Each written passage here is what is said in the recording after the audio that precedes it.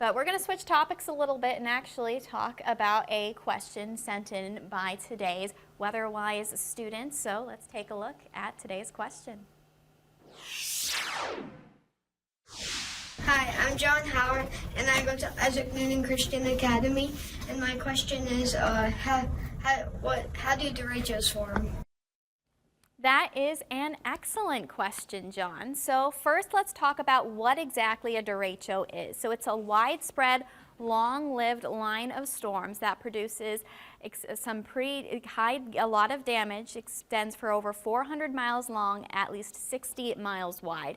These storms have to include gusts of 58 miles per hour or more in order to be classified as a derecho, and they have to have at least several 75 mile per hour gusts along that path of storms. So the derecho typically needs a lot of the same ingredients a strong thunderstorm would need.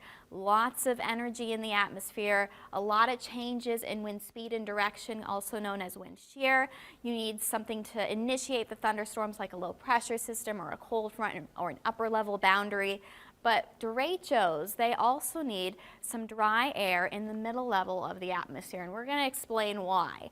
So first, a normal thunderstorm develops with an updraft, when we have warm, moist air on a hot summer day, causing the clouds to build and storms to grow. So that updraft is going to continue to fuel that storm, but when the storm starts to rain and produce hail and other severe weather threats, we start to get that downdraft to develop.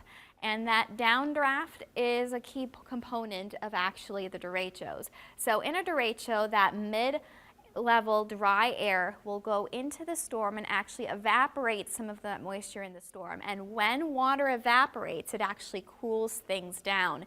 And that cooling enhances the downdraft.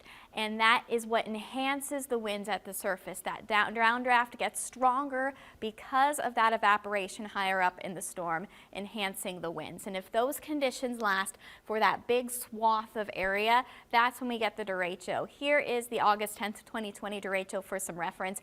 The storm went all the way from Nebraska and the Dakotas down to Indiana. So quite a big storm with the 2020 derecho. Thank you so much again for that question. Now you know all about how dry air impacts derechos. If you have a question you would like to send to us so we can answer it here on Weather Now, head to kcrg.com/unews.